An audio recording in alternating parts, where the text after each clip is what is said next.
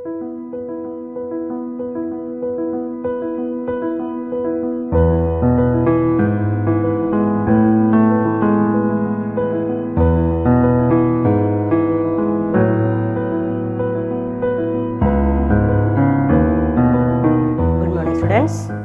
our topic theories of decision making process. Then last classle decision making process ne kurichu nammal vyakthamayi padichirunnu. What is meant by decision making? Select the best alternative from various alternatives.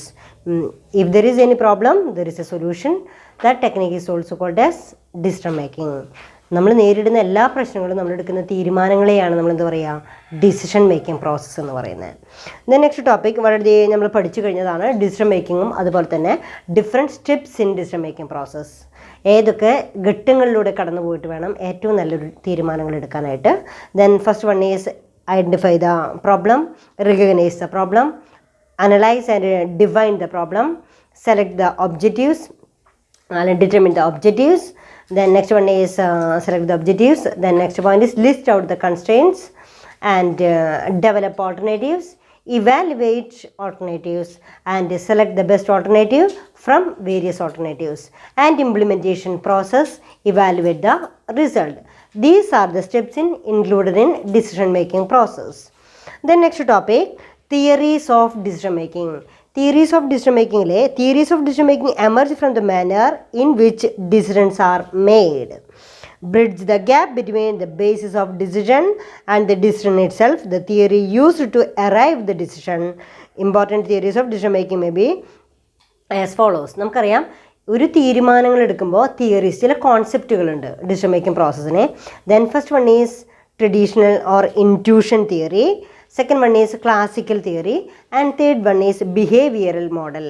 അപ്പോൾ then first one is traditional theory. ഒരു mannerism ഉണ്ട്, ആ മാനറിസത്തിനെയാണ് നമ്മൾ ഇത് പറയുന്നത് theories of decision making എന്ന് പറയുന്നത്.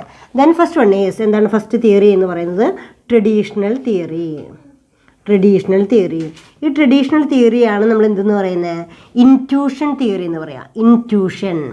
Intuition theory ഉൾപ്രേരണ എന്നൊക്കെ പറയും. ഒരു തീരുമാനം എടുക്കാനായിട്ട് നമ്മുടെ ഉള്ളിലുണ്ടാകാവുന്ന തോന്നലുകളെയാണ് നമ്മൾ പറയുന്നത് ഇൻറ്റ്യൂഷൻ എന്നുള്ള വേർഡ് കൊണ്ട് ഉദ്ദേശിക്കുന്നത്. അതല്ലാതെ നമ്മളെടുക്കുമ്പോൾ നമ്മൾ ഇതുവരെ പഠിച്ചിരുന്ന ടെക്നിക്സിൽ എങ്ങനെയായിരുന്നു ഓരോ തീരുമാനങ്ങളും പ്രോസ് ആൻഡ് കോൺസ് ആയിരിക്കണം. അതായത് അതിൻ്റെ സാധ്യതകളെക്കുറിച്ച് നമ്മൾ അറിഞ്ഞിരിക്കണം, അതേപോലെ തന്നെ അതിൻ്റെ കൺസ്ട്രെയിൻസ് അതിൻ്റെ ബുദ്ധിമുട്ടുകളെക്കുറിച്ച് നമ്മൾ മനസ്സിലാക്കിയിരിക്കണം. ഇത് രണ്ടിൽ നിന്നും ഈ പ്രോസ് ആൻഡ് കോൺസ് മനസ്സിലാക്കിക്കൊണ്ട് തീരുമാനങ്ങൾ എടുക്കുമ്പോൾ അത് ഒത്തിരി കൂടെ സയൻറ്റിഫിക് മെത്തേഡായിട്ട് മാറിപ്പോകും.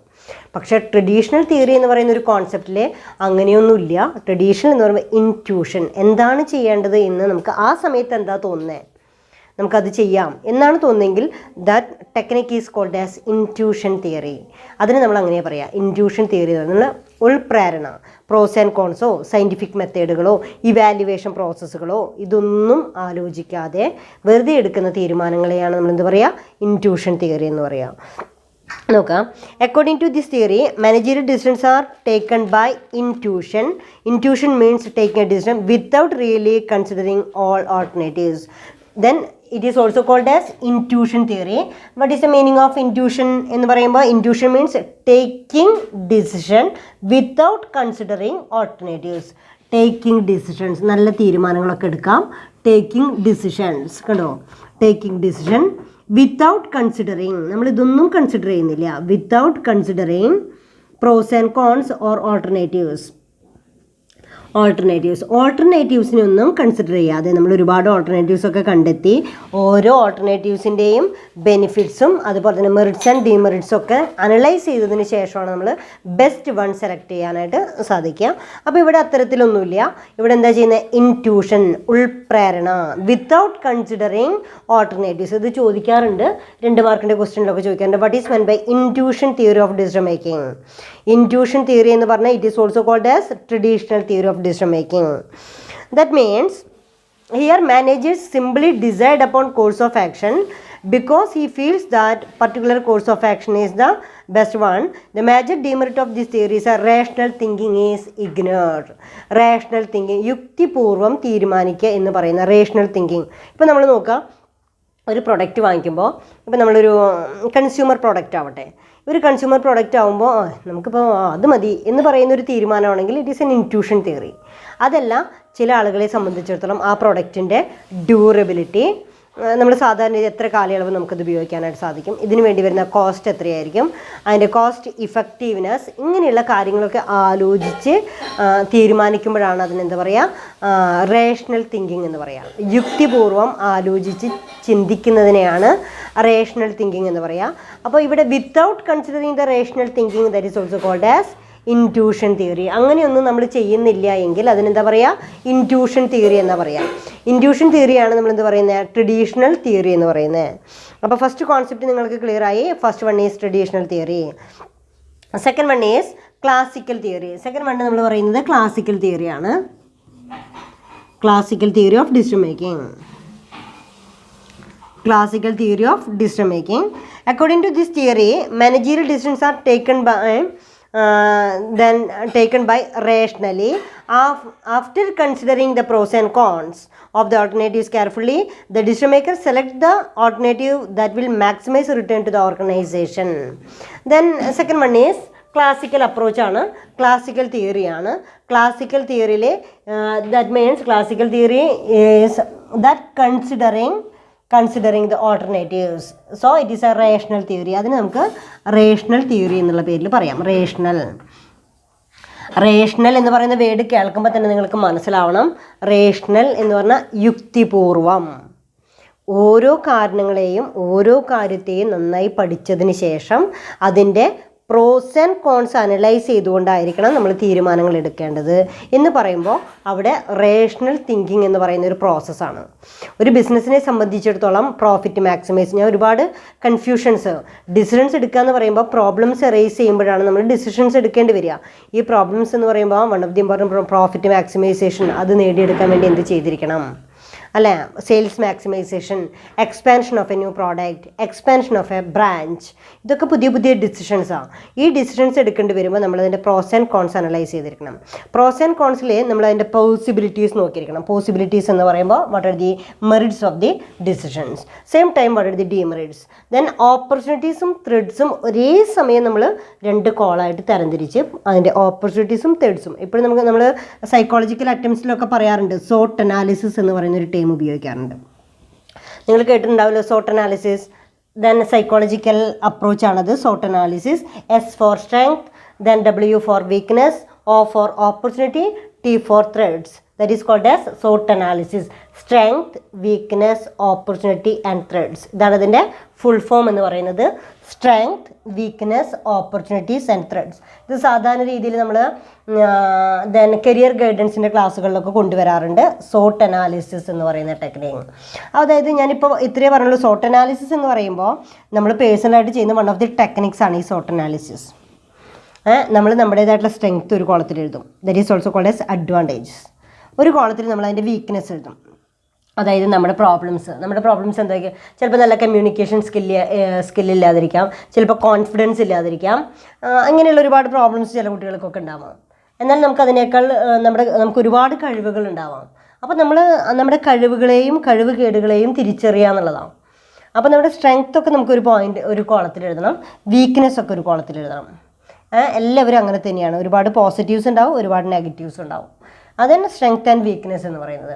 ഈ സ്ട്രെങ്ത് എന്ന് പറയുന്നത് ഇറ്റ് ക്രിയേറ്റ്സ് ഓപ്പർച്യൂണിറ്റി. നമ്മുടെ സ്ട്രെങ്ത്താണ് നമുക്ക് ഒരുപാട് തൊഴിലവസരങ്ങളെയോ സാധ്യതകളെയോ ഒക്കെ ക്രിയേറ്റ് ചെയ്യുന്നത്. Strength creates opportunity and weakness creates threats. Weakness എല്ലായ്പ്പോഴും നമുക്ക് ഭീഷണിയാണ്. നമ്മുടെ ഒരു കോൺഫിഡൻസ് ഇല്ല എന്ന് പറഞ്ഞു കഴിഞ്ഞാൽ നമുക്കൊരു കാര്യം സംസാരിക്കാനായിട്ട് കഴിയില്ല. That is A lack of confidence അല്ലേ. കമ്മ്യൂണിക്കേഷൻ ഡിസബിലിറ്റിയിൽ ഈ കമ്മ്യൂണിക്കേഷൻ പ്രോബ്ലത്തിൽ നമുക്ക് എന്താണ് നമ്മൾ നേരിടുന്ന പ്രശ്നം എന്താണെന്ന് നോക്കേണ്ടതായിട്ട് വരും. അപ്പോൾ ഈ സ്ട്രെങ്ത്തും വീക്ക്നെസ്സും നമുക്ക് വ്യക്തമായിട്ട് മനസ്സിലാക്കാൻ കഴിയുക എന്ന് പറയുന്നതാണ് ഈ ഒരു ടെക്നിക്സ് കൊണ്ട് ഉദ്ദേശിക്കുന്ന സോട്ട് അനാലിസിസ്. സ്ട്രെങ്ത് ആൻഡ് വീക്ക്നെസ് എന്ന് പറയുന്നതിന് വൺ ഓഫ് ദി പ്രോബ്ലം ആണ് strength and weakness. Classical theory നിങ്ങൾക്ക് മനസ്സിലായിട്ടുണ്ട്. Classical theory it is also called as rational. Rational എന്ന് പറയുന്ന വേർഡ് മീനിങ് ആണ് നിങ്ങളോട് ശ്രദ്ധിക്കേണ്ടത് കേട്ടോ. റേഷണൽ, യുക്തിപൂർവം, വളരെ നന്നായിട്ട് ആലോചിച്ചെടുക്കുന്ന തീരുമാനങ്ങളെയാണ് ക്ലാസിക്കൽ അപ്രോച്ച് എന്ന് പറയുന്നത്. ക്ലാസിക്കൽ അപ്രോച്ചിൽ റേഷണൽ തിയറിയാണ്. അപ്പോൾ ക്ലാസിക്കൽ അപ്രോച്ച് ചില ബുക്കുകളിലൊക്കെ കാണാം what is meant by rational thinking, rational decision making. Rational decision making എന്ന് പറയുന്ന ക്വസ്റ്റ്യൻ കണ്ടു കഴിഞ്ഞാൽ നമുക്ക് എന്താ മനസ്സിലാക്കേണ്ടത്? Then taking decisions with considering the pros and cons of the alternatives. ഓരോ ഓൾട്ടർനേറ്റീവ്സിൻ്റെയും പ്രോസ് ആൻഡ് കോൺസ് കൺസിഡർ ചെയ്തുകൊണ്ട് എടുക്കുന്ന തീരുമാനങ്ങളെയാണ് റേഷണൽ തിങ്കിങ് എന്ന് പറയുന്നത്. That concept is called as classical theory. അതിനെയാണ് നമ്മൾ ക്ലാസിക്കൽ തിയറി എന്ന് പറയുന്നത്. ദെൻ ട്രഡീഷണൽ തിയറി എന്ന് പറഞ്ഞപ്പോൾ തന്നെ ഞാൻ പറഞ്ഞു എന്താ, traditional theory is also called as intuition theory. Intuition തിയറിയുടെ പ്രത്യേകത എന്താ? ഉൾപ്രേരണ, without considering the pros and cons. നമ്മൾ മറ്റുള്ള കാര്യങ്ങളൊന്നും ആലോചിക്കാതെ തന്നെ എടുക്കുന്ന തീരുമാനങ്ങളെയാണ് നമ്മൾ എന്ത് പറയുക? Without considering the alternatives, that is called as traditional theory and also it is also called as intuition theory. Then classical അപ്രോച്ചിൽ സോട്ട് അനാലിസിസ് ഞാൻ പറയാൻ കാരണം ജസ്റ്റ് ഒരു എക്സാമ്പിൾ, നമ്മൾ ശരിക്കും അനലൈസ് ചെയ്തുകൊണ്ട് വിശകലനം ചെയ്തുകൊണ്ട് നമ്മൾ അതൊന്ന് പഠിച്ച് അതിന്ന് ഏറ്റവും നല്ലതായിട്ടുള്ള തീരുമാനങ്ങൾ എടുക്കുക. That is also called as rational theory. Classical theory rational തിയറിയാണ്. With considering the alternatives, with considering the alternatives, with considering the alternatives.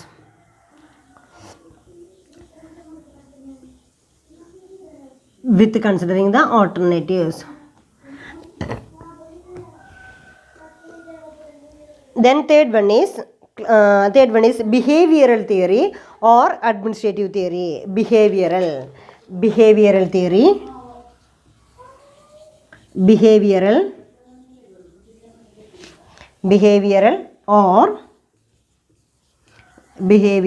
or administrative model.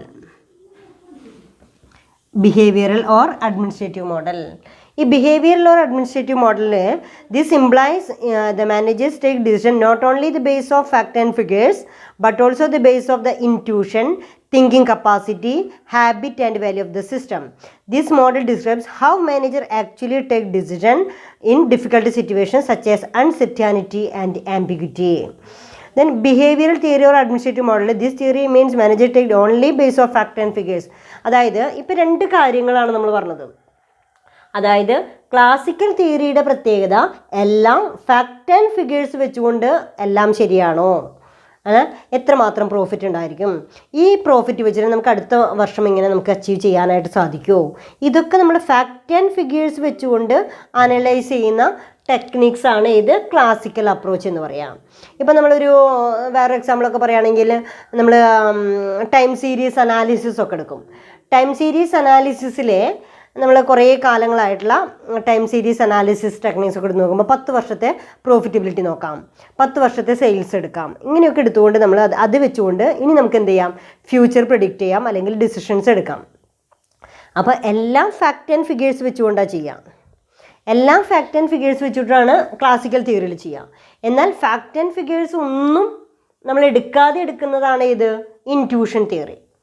Then third model is behavioural or administrative model. Behavioural മോഡലിലോ administrative മോഡലിലോ these are the mixes of traditional and classical theory. Traditional തിയറിയുടെയും classical തിയറിയുടെയും ഒരു മിക്സപ്പാണ് ഇത് behavioural theory എന്ന് പറയാം, അതല്ലെങ്കിൽ അഡ്മിനിസ്ട്രേറ്റീവ് മോഡൽ. അവിടെ നമ്മൾ എന്തുകൂടെയുണ്ട്, ഫാക്റ്റ് ആൻഡ് ഫിഗേഴ്സ് എല്ലാം കൂടെ നോക്കുന്നുണ്ട്, same time intuition. Fact and ഫിഗേഴ്സൊക്കെ ഇതൊക്കെ തന്നെയാണ്, പക്ഷെ നമുക്ക് നമ്മുടേതായിട്ടുള്ളൊരു കഴിവുണ്ട്. ഇപ്പം നമ്മൾ മാനേജ്മെൻ്റ് ഒക്കെ പഠിക്കുമ്പോൾ നമ്മൾ സാധാരണ പറയാറുണ്ട് management is A art and science. അതായത് സയൻസാണ്, പക്ഷേ ഇറ്റ്സ് എൻ ആർട്ട് അല്ലേ. നമ്മൾ എത്രമാത്രം പഠിച്ചിട്ടുണ്ടെങ്കിൽ കൂടെ നമുക്ക് ചില സിറ്റുവേഷൻസിലെ ആ ഒരു സിറ്റുവേഷൻ നമ്മൾ എങ്ങനെ മാനേജ് ചെയ്യും, ഇറ്റ്സ് എൻ ആർട്ട്. അത് it is different from individually. ഓരോരുത്തർക്കും ഓരോ കഴിവാണ്. നമ്മുടെ മുഖം പോലെ തന്നെ വ്യത്യസ്തമാണ്. നമ്മളെടുക്കുന്ന ഡിസിഷൻസും നമ്മുടെ കപ്പാസിറ്റീസും എല്ലാം വ്യത്യസ്തമാണ്. അവിടെ നമ്മളെടുക്കുന്ന തീരുമാനങ്ങളും അതുപോലെ വ്യത്യസ്തമാണ്. അപ്പോൾ അവിടെ നമ്മളെ പഠിപ്പിക്കുന്നത് ഇതാണ്, ഒരു മാനേജറെ സംബന്ധിച്ചിടത്തോളം നമുക്ക് ട്രഡീഷണൽ തിയറി ഉണ്ടാവാം, ക്ലാസിക്കൽ തിയറി ഉണ്ടാവാം. അപ്പോൾ ബിഹേവിയറൽ മോഡലിൽ it is the mix-up of, ഇത് രണ്ടിൻ്റെയും മിക്സപ്പാണ്. ഏതിൻ്റെ? ട്രഡീഷണൽ തിയറിയുടെയും അതുപോലെ തന്നെ ട്രഡീഷണൽ തിയറി ഉണ്ട്, അതേസമയം ക്ലാസിക്കൽ തിയറിയുടെയും മിക്സപ്പാണ് ഈ behavioural model or administrative model എന്ന് പറയുന്നത്. അത് അഡ്മിനിസ്ട്രേറ്റീവ് എന്ന് പറയുമ്പോൾ നമുക്കറിയാം അതെന്താണ്, ഒരു ഭരണപരമായിട്ടുള്ള കാര്യങ്ങളൊക്കെ തീരുമാനിക്കുന്നതാണ്. So this model describes how much managers actually make decision. എങ്ങനെയാണ് മാനേജേഴ്സ് ഡിസിഷൻസ് എടുക്കേണ്ടത്? It in difficult situations such uncertainty and ambiguity. ചിലയിടത്ത് അനിശ്ചയാവസ്ഥ നിലനിന്നിരിക്കാം, ചിലയിടത്ത് ആംബിഗ്വിറ്റി, നമുക്ക് ഒട്ടും വ്യക്തമല്ലാത്ത ചില സിറ്റുവേഷൻസ് ഉണ്ടാവാം. ഇവിടെയൊക്കെ നമ്മൾ എങ്ങനെയാണ് തീരുമാനങ്ങൾ എടുക്കുക എന്നുള്ളതാണ്. ദെൻ അത്തരം സിറ്റുവേഷൻസിലൊക്കെ മാനേജേഴ്സ് യുക്തമായിട്ടുള്ള ചില തീരുമാനങ്ങൾ എടുക്കേണ്ടതായിട്ട് വരും. That is called as behavioural or administrative model. The behavioural model of decision making is based on the work of Herbert A. He propose two concept. One is bounded rationality and other is satisfying factor. ഒരു decision എന്ന് പറയുമ്പോൾ, ഒരു decision എടുത്തു കഴിയുമ്പോൾ നമുക്ക് എന്താണ്, maximum satisfaction ഉണ്ടായിരിക്കുകയും വേണം. Same time that decisions including the bounded rationality. Bounded rationality എന്ന് പറയുമ്പോൾ നമുക്ക് ഫ്രീ ആയിട്ട് തീരുമാനങ്ങൾ എടുക്കാനായിട്ട് സാധിക്കില്ല. വൺ ഓഫ് ദി ലിമിറ്റേഷനാണ്. നമുക്കൊരു കാര്യം ചെയ്യുമ്പോൾ ഒരുപാട് ലിമിറ്റേഷൻസ് ഉണ്ടാവും, അല്ലേ? ഒരു പ്രൊഡക്ഷൻ മാനേജറെ സംബന്ധിച്ചിടത്തോളം, ഒരു ഫൈനാൻഷ്യൽ മാനേജറെ സംബന്ധിച്ചിടത്തോളം ചിലപ്പോൾ നല്ല നല്ല ഡിസിഷൻസ് എടുക്കാനുള്ള ആശയങ്ങളൊക്കെ അവരുടെ ഉള്ളിലുണ്ടാവും.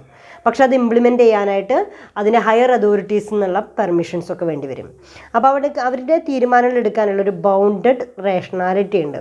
അതിൻ്റെ മുകളിലേക്കുള്ള തീരുമാനങ്ങൾ എടുക്കാനായിട്ട് സാധിക്കില്ല.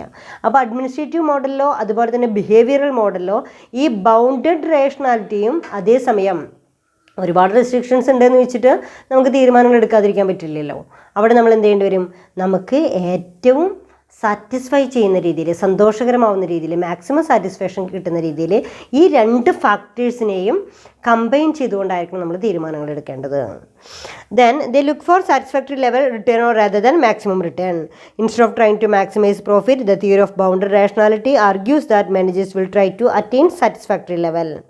Satisfying occurs not only because of the bounded rationality but also because of the high cost of collecting information required to identify the optimum solution of a problem. ഒരു പ്രോബ്ലത്തിനെ ഏറ്റവും നല്ലൊരു സൊല്യൂഷനിലേക്ക് എത്തിക്കുന്ന രീതിയിലുള്ള ടെക്നിക്സ് ആണത്. അപ്പോൾ ഇതാണ് നമുക്ക് 3 തിയറീസ് പഠിക്കാനുള്ളത്. അപ്പോൾ നിങ്ങൾ സാധാരണ രീതിയിൽ ഒരു ക്വസ്റ്റ്യൻ നിങ്ങൾക്ക് പ്രതീക്ഷിക്കാവുന്ന എന്താണ്? What is meant by intuition theory? Intuition theory of decision making, irrational theory, intuition theory, traditional theory എന്നൊക്കെ പറയും. Then taking decisions without considering the alternatives. Taking decision without considering the alternatives, that decision making process is called as traditional decision making process. Second one is classical theory. Classical theory is also called as rational theory. Rational theory with considering the alternatives,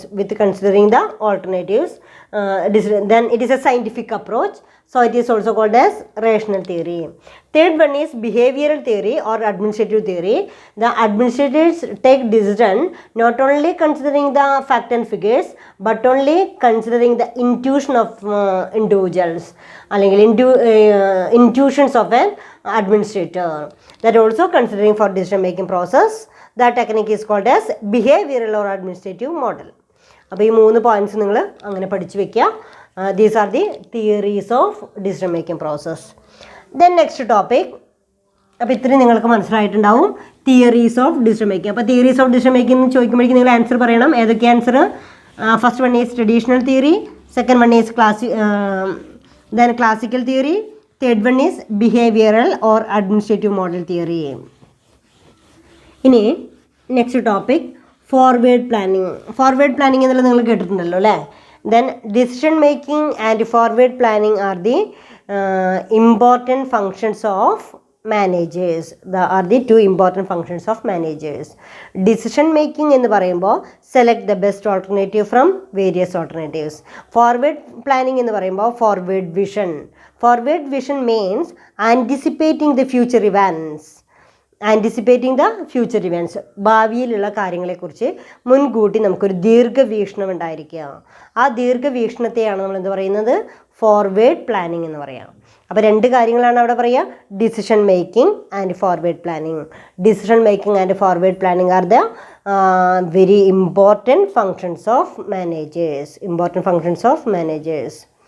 Then next one is forward planning. എന്താണ് forward planning? Meaning of forward planning and importance of forward planning. Forward planning.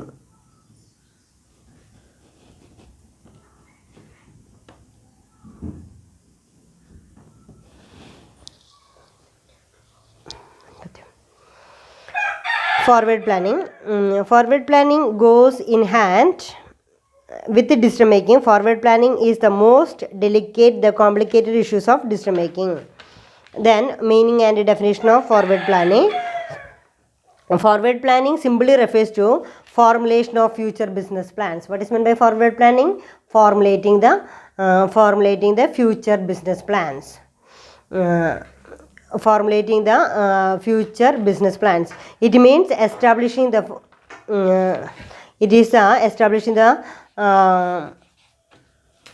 plans for the future to carry out the decisions taken. It involves prediction and forecasting. Forward planning simply refers to formulation of future business plans. It means establishing the future plans to carry out decision. It involves prediction and forecasting. അതായത് നമ്മളവിടെ ശ്രദ്ധിക്കേണ്ടത്, forward planning simply refers to formulation of future business plans. അതായത് ഭാവിയിലുള്ള പ്ലാനുകളെക്കുറിച്ച് മുൻകൂട്ടി കാണിക്കുന്നതിനെയാണ് നമ്മളെന്ത് പറയുക, forward planning എന്ന് പറയുന്നത്. It means establishing plans for the future to carry out the decision taken. It involves prediction and forecasting. ഇതിന് നമുക്ക് പ്രിഡിക്ഷൻ എന്നോ ഫോർകാസ്റ്റിംഗ് എന്നോ പറയാം. ഇനി ഇമ്പോർട്ടൻസ് ഓഫ് ഫോർവേഡ് പ്ലാനിങ്, ഇങ്ങനെ ഒരു ദീർഘവീക്ഷണത്തിൻ്റെ ആവശ്യം എന്താണ്, അല്ലെങ്കിൽ what are the importance of forward planning? Forward planning is not an easy task. Then it requires utmost care and prudence on the part of decision maker. ഒരു ദീർഘവീക്ഷണത്തോടു കൂടി തീരുമാനങ്ങൾ എടുക്കുക എന്ന് പറയുന്നത് തീർച്ചയായിട്ടും ഇറ്റ് റിക്വയർസ് അറ്റ്മോസ്റ്റ് കെയർ, നല്ല careful ആയിരിക്കണം. A small mistake in prediction can result in collapse and huge losses for business. നമ്മളെടുക്കുന്ന തീരുമാനങ്ങളിൽ എന്തെങ്കിലും തെറ്റിപ്പോയി കഴിഞ്ഞാൽ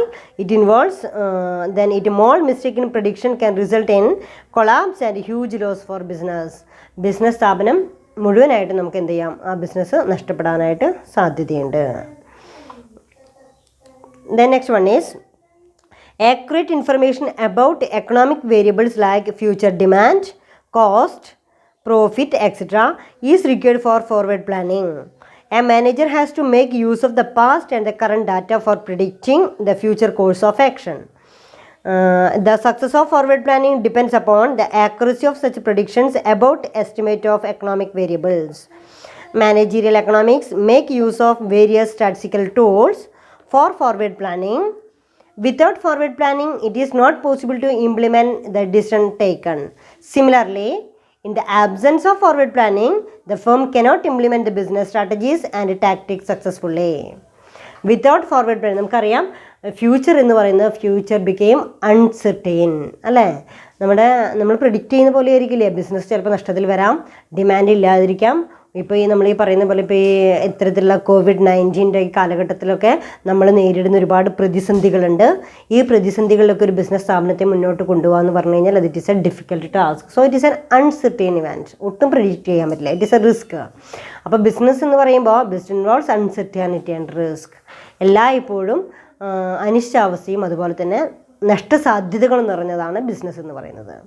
അവിടെ നമുക്ക് പിടിച്ചു നിൽക്കണമെങ്കിൽ the absence of forward planning the firm cannot implement the business strategies and tactics successfully. അപ്പം നമുക്ക് വളരെ നല്ല രീതിയിൽ ഒരു ബിസിനസ് സ്ഥാപനത്തെ മുന്നോട്ട് കൊണ്ടുപോകാനായിട്ട് സാധിക്കില്ല. These are the importance of forward planning. അപ്പോൾ ഇത്രയാണ് നമുക്ക് ഫോർവേഡ് പ്ലാനിങ്ങിൽ പറയാനുള്ളത്. Forward planning simply refers to formulation of future business plans. Formulation of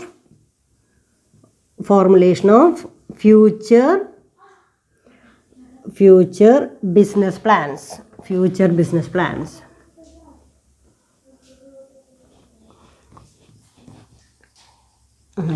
Formulation of future business plans. Then it requires it means establishing plans for the future to carry out the decision taken. It involves prediction and forecasting. It involves prediction and forecasting. Forecasting means anticipating the future events. ഈ ഒരു ടെക്നിക്സിനെയാണ് നമ്മൾ എന്താ പറയുക, forward planning എന്ന് പറയുന്നത്. Then next topic എന്ന് പറയുന്നത്, ഇതിൽ നമുക്ക് ഇന്ന് നമ്മൾ എടുത്തിരിക്കുന്ന topic theories of decision making തിയറീസിനെ കുറിച്ച് നമ്മൾ ഇന്നത്തെ ഇതിൽ ഡിസ്കസ് ചെയ്തു. ദെൻ നെക്സ്റ്റ് ടോപ്പിക് എന്ന് പറയുന്നത് managerial economics with other disciplines. അതായത് അതർ കോൺസെപ്റ്റ്, അതായത് മാനേജീരിയൽ എക്കണോമിക്സും അതുപോലെ തന്നെ റിലേഷൻഷിപ്പ് ബിറ്റ്വീൻ, നമുക്ക് അങ്ങനെ കൊടുക്കാം,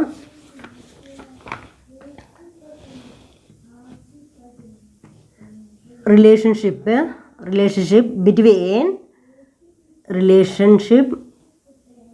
between managerial economics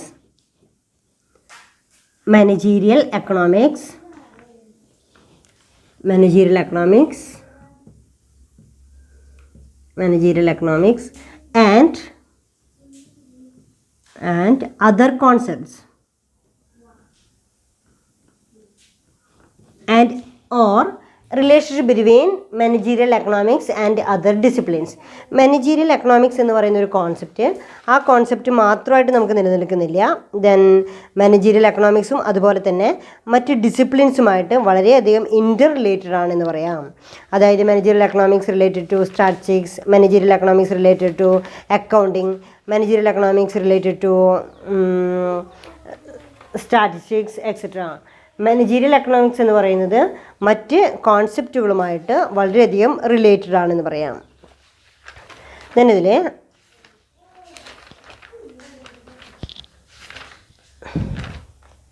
എന്തൊക്കെയാണ് നമുക്കതിൽ പഠിക്കാനുള്ളത്? മാനേജീരിയൽ എക്കണോമിക്സ് മറ്റ് കോൺസെപ്റ്റുകളുമായിട്ട് എങ്ങനെ റിലേറ്റ് ചെയ്ത് നിൽക്കുന്നു? First one is managerial economics with micro economics. Relationship of, first one is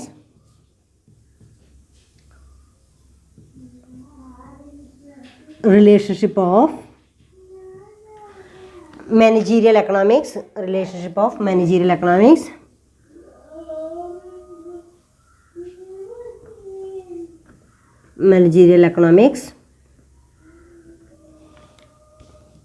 with microeconomics.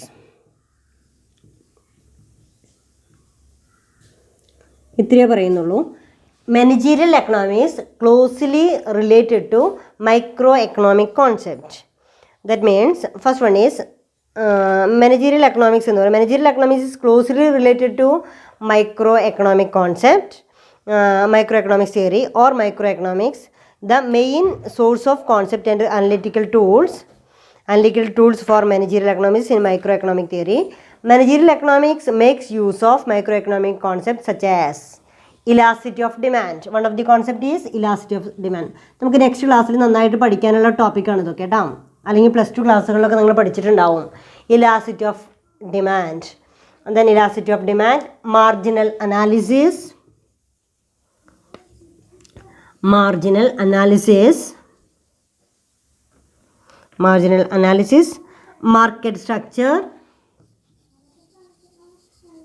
market structure. ഇവിടെ ശ്രദ്ധിക്കേണ്ട പോയിന്റ്, ഇലാസ്റ്റിറ്റി ഓഫ് ഡിമാൻഡ് എന്ന് പറയുന്നതോ marginal analysis, market structure, these are the different concept of microeconomics. That microeconomics concept are closely related to managerial economics. Microeconomic analysis highly helpful in the formulation of business policies. Managerial economics is a branch of microeconomic. Microeconomics and improve decision making in business through demand and cash analysis. ഇത്തരത്തിലുള്ള marginal അനാലിസിസിൻ്റെയും elasticity of ഡിമാൻഡിൻ്റെയും അതേപോലെ തന്നെ market structures, ഇതിനൊക്കെ വിശദമായിട്ട് ഏതിൽ പഠിക്കുന്നുണ്ട്? Micro എക്കണോമിക്സിൽ പഠിക്കുന്നുണ്ട്. ഈ കോൺസെപ്റ്റുകളെല്ലാം തന്നെ നമുക്ക് ഉപയോഗപ്പെടുത്തുകയാണെങ്കിൽ it is become more fruitful. It can help in production planning. Moreover, It can teach us the art of economizing. Thus, managerial economic depends upon microeconomic. The dependence of managerial economic and microeconomics very much like the dependence of medicine, biological science, etc. Then next one is managerial economics. Managerial economics closely related to macroeconomic concept. Relationship of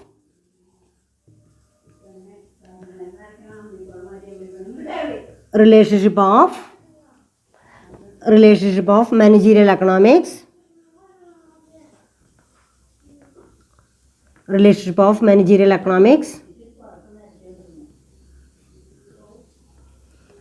relationship of managerial economics with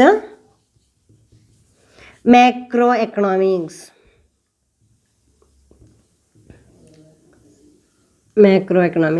അതായത് managerial എക്കണോമിക്സിനെ മാത്രമായിട്ടൊരു concept നിലനിൽക്കാനായിട്ട് സാധിക്കില്ല.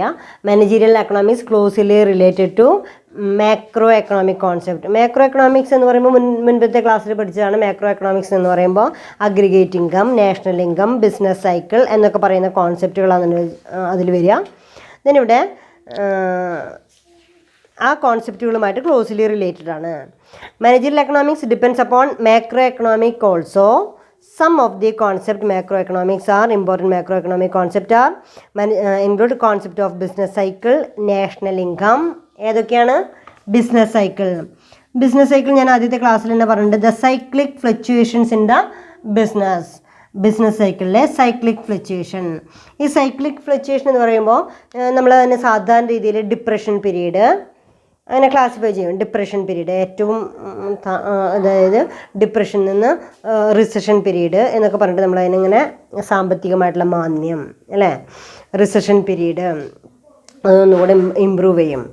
Then അതിനുശേഷം അത് പ്രോസ്പെരിറ്റിയിലേക്ക് എത്തും, boom പീരീഡിലേക്ക് എത്തും, വീണ്ടും അത് റിസഷനിലേക്ക് പോകും, വീണ്ടും ഡിപ്രഷനിലേക്ക് എത്തും.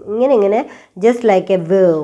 അതാണ് നമ്മൾ പറയുക. That is the concept of macro economic കോൺസെപ്റ്റാണ് ഇത്. ബിസിനസ് സൈക്കിൾ എന്ന് പറയുന്നത് ഒരു മാക്രോ എക്കണോമിക് കോൺസെപ്റ്റാണ്. മാക്രോ എക്കണോമിക് കോൺസെപ്റ്റ് എന്ന് പറയുന്നത് ബിസിനസ് സൈക്കിളിൻ്റെ ഒരു വളരെ ഇമ്പോർട്ടൻ്റ് ആയിട്ടുള്ളൊരു മാക്രോ എക്കണോമിക് കോൺസെപ്റ്റാണ് ഇത്. National income, aggregate income, employment എന്ന് പറയുന്നതെല്ലാം ഒരു മാക്രോ എക്കണോമിക് കോൺസെപ്റ്റാണ്. പലപ്പോഴും മാനേജീരിയൽ എക്കണോമിക്സിന് പല ഡിസിഷൻസ് എടുക്കണമെങ്കിലും നമുക്ക് ഏതൊക്കെ അറിഞ്ഞിരിക്കണം? നമ്മൾ എന്താ പറയുക, നമ്മളെപ്പോഴും സറൗണ്ടിങ്സുമായിട്ട് റിലേറ്റഡ് ആണ്. ഒരു ബിസിനസ് സ്ഥാപനത്തിന് ഒരു രാജ്യത്തിൻ്റെ സമ്പദ് വ്യവസ്ഥയെക്കുറിച്ച് അറിഞ്ഞിരിക്കണം, സാമ്പത്തിക മാന്ദ്യത്തെക്കുറിച്ച് അറിഞ്ഞിരിക്കണം, അല്ലെങ്കിൽ എംപ്ലോയ്മെൻറ്റ് ഓപ്പർച്യൂണിറ്റീസിനെ കുറിച്ച് അറിഞ്ഞിരിക്കണം. ഇതെല്ലാം അറിഞ്ഞാൽ മാത്രമേ ഒരു ബിസിനസ്സിന് മുന്നോട്ട് പോകാനായിട്ട് സാധിക്കുള്ളൂ. ഈ സൈക്ലിക് ഫ്ലക്ച്വേഷൻസോ നാഷണൽ ഇൻകോ അഗ്രിഗേറ്റ് ഇൻകം എംപ്ലോയ്മെൻറ്റ് ഓപ്പർച്യൂണിറ്റീസ് ഇതൊക്കെ ഇതിൻ്റെ കോൺട്രിബ്യൂഷനാണ്, മാക്രോ എക്കണോമിക്സിൻ്റെ കോൺട്രിബ്യൂഷനാണ്. ഈ മാക്രോ എക്കണോമിക്സിൻ്റെ കോൺട്രിബ്യൂഷൻ നമ്മൾ എവിടെ ഉപയോഗപ്പെടുത്തുന്നുണ്ട്? മാനേജീരിയൽ എക്കണോമിക്സിൽ ഉൾപ്പെടുത്തുന്നുണ്ട്. അപ്പോൾ മാനേജീരിയൽ എക്കണോമിക്സ് എന്ന് പറയുന്ന ഒരു കോൺസെപ്റ്റ് തികച്ചും മറ്റ് പഠന ശാഖകളുമായിട്ട് ക്ലോസ്ലി റിലേറ്റഡ് ആണ് എന്ന് പറയുമ്പോൾ ഫസ്റ്റ് പോയിന്റ് നിങ്ങൾ മനസ്സിലാക്കിയിട്ടുണ്ടാവും. Relationship of managerial economics with microeconomics. Microeconomics കോൺസെപ്റ്റുമായിട്ട് മാനേജീരിയൽ എക്കണോമിക്സ് ക്ലോസ്ലി റിലേറ്റഡ് ആണ്. മാനേജീരിയൽ എക്കണോമിക്സിലെ മൈക്രോ എക്കണോമിക്സിൻ്റെ കോൺസെപ്റ്റായിട്ടുള്ള elasticity of demand, elasticity of supply, marginal analysis, market structure, these are the contributions of microeconomics. ഈ microeconomics കോൺസെപ്റ്റുകളെല്ലാം തന്നെ are applied in managerial area for decision making process. So microeconomics is closely related to managerial economics. അപ്പോൾ ഇത് clear ആയല്ലോ first point. ഇനി second പോയിന്റിലേക്ക്, relationship of managerial economics with macro economics. Managerial economics closely related to managerial economics closely related to macroeconomic concepts. Macroeconomics കോൺസെപ്റ്റുകളായിട്ടുള്ള relationship with of managerial economics with macroeconomics concept, business cycle, national income,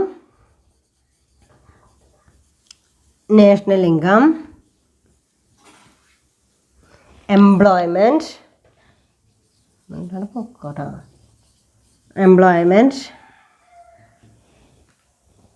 business cycle, national income, employment. These are the contributions of economics.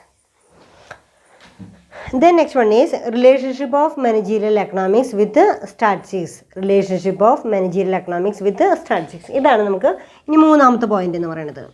Third point, relationship of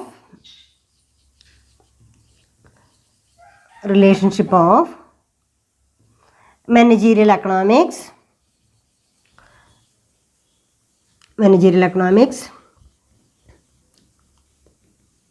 with statistics.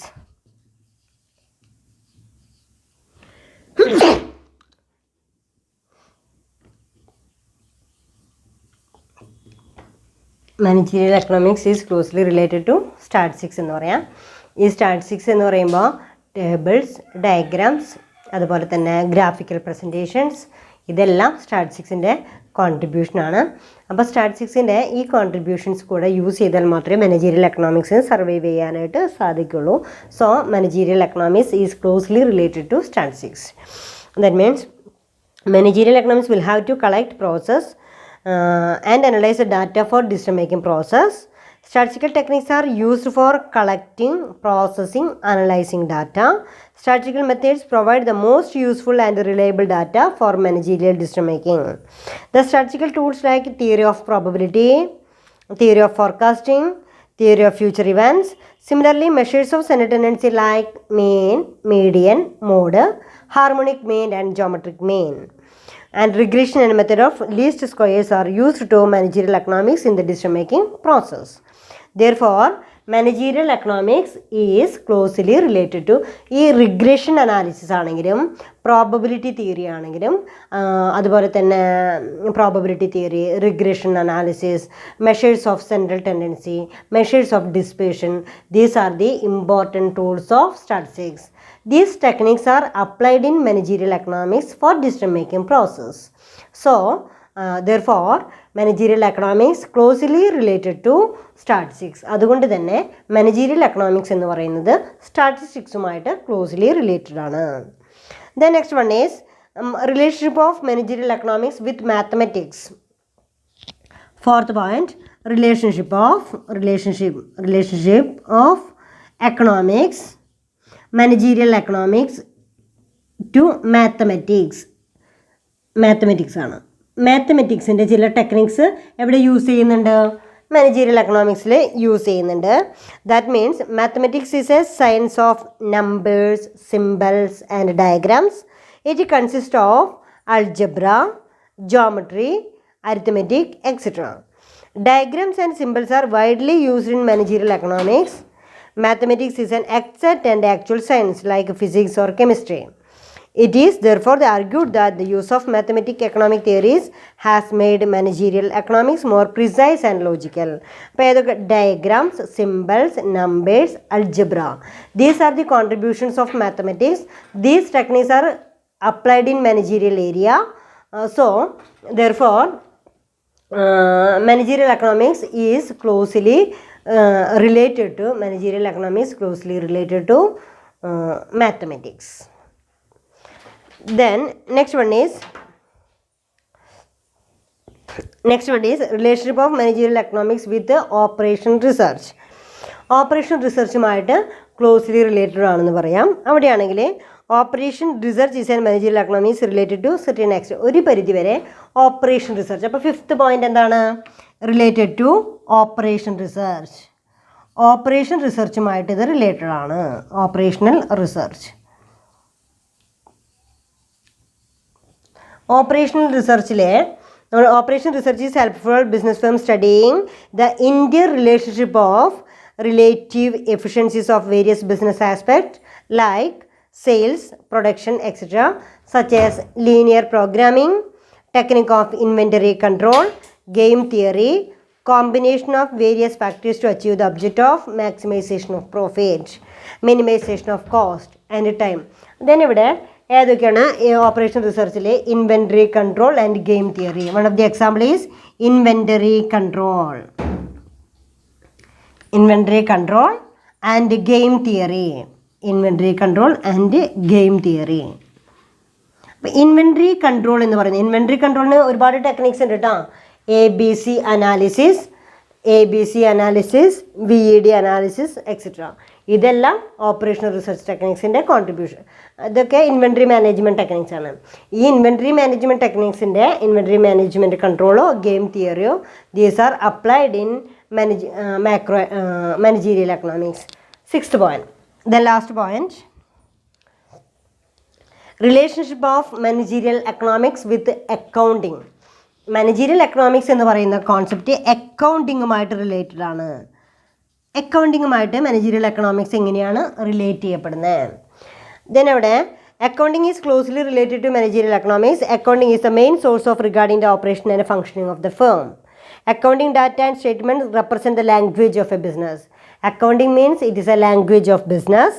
A business manager needs market information, production information, and accounting information for decision-making process.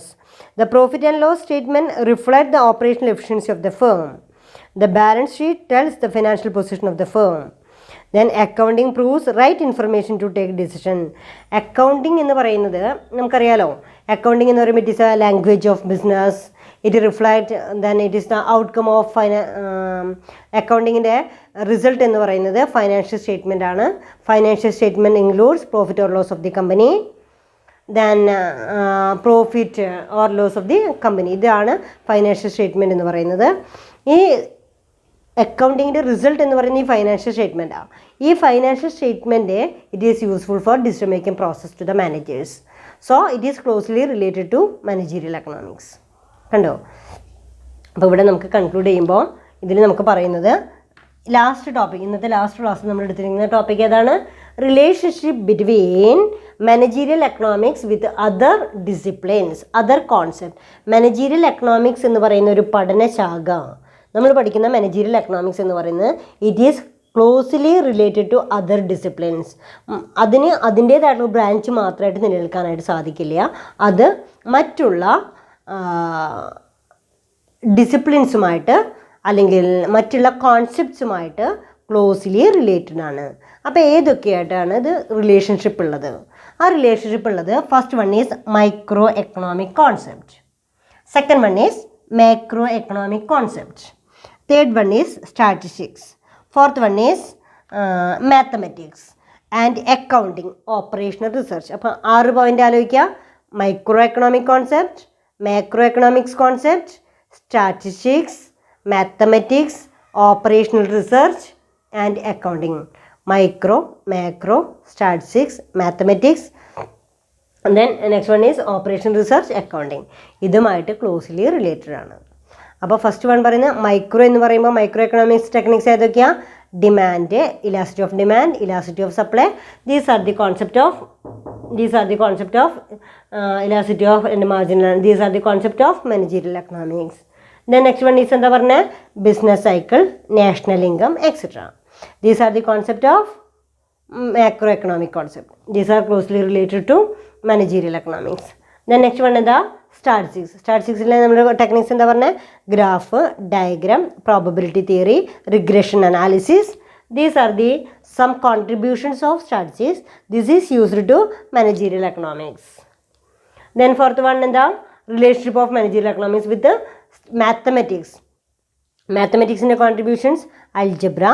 It is mathematics of the numbers, diagrams, symbols. These contributions are used to managerial economics for decision making. Operational research, game theory, inventory management are the examples. Then last one is accounting. Financial statement is the end result of the financial accounting, and also it reflects the profit or loss of the company. So it is a language of a business. That accounting concept are applied in business areas or managerial area for decision making process. So these are the different concepts are closely related to decision making process. These closely related to managerial economics.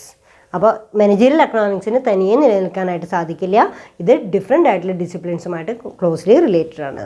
അപ്പോൾ ഇന്നത്തെ ക്ലാസ്സിലെ കൺക്ലൂഷനിൽ നിങ്ങൾക്കറിയാവുന്ന points എന്തൊക്കെയാണ് നമ്മൾ പറഞ്ഞിരിക്കണേ നോക്കാം. First one is theory അല്ലേ, decision making തിയറിയാണ്. ഡിസിഷൻ മേക്കിംഗ് തിയറിയാണ് ഫസ്റ്റ് കോൺസെപ്റ്റ് പറയുന്നത്. ഡിസിഷൻ മേക്കിംഗ് തിയറിയിൽ ചില തിയറീസ് ഉണ്ട്. ഫസ്റ്റ് തിയറി എന്തായിരുന്നു? Traditional theory, that is also called as intuition theory. Traditional theory, intuition theory, and second one is classical theory. Third one is classical theory കഴിഞ്ഞാൽ behavioural theory. Then next topic, what is meant by forward planning? Forward planning, importance of forward planning. Then last topic, managerial economics is closely related to other discipline. These are the important content of today's class. നിങ്ങൾക്ക് എല്ലാവർക്കും മനസ്സിലായിട്ടുണ്ടാവുമെന്ന് വിചാരിക്കുന്നു. Thank you.